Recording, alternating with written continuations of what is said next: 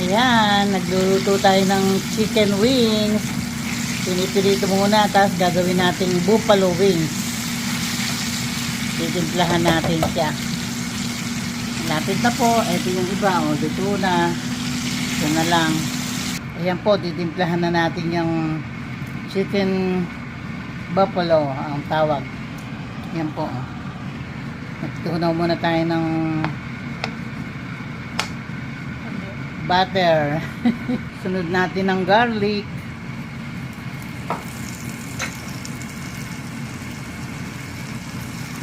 Sili. Para may sipa. Lagyan na natin ng ketchup. Ayan, mekos-mekos lang po.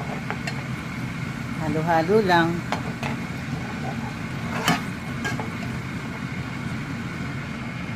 Konting soy sauce.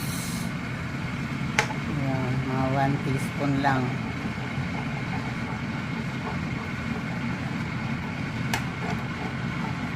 Ayan po, mekos-mekos lang. Lagay po natin ng sugar.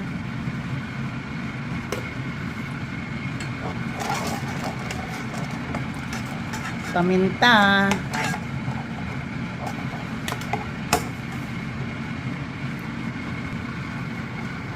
Mahinang apoy lang po.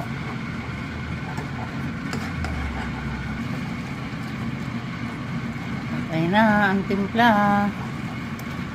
Ayan, tatambog na po natin ng wings. Chicken na tostado na.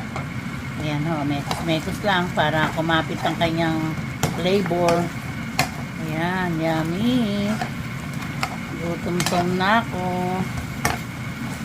Tom na. Ayan.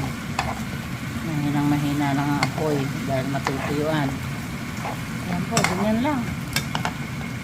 Chicken buffalo, pero crunchy po siya. Ayan. Luto na.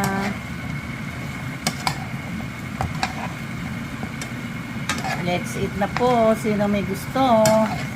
Punta na po kayo dito sa bahay. Kung kayo dumaan sa likuran.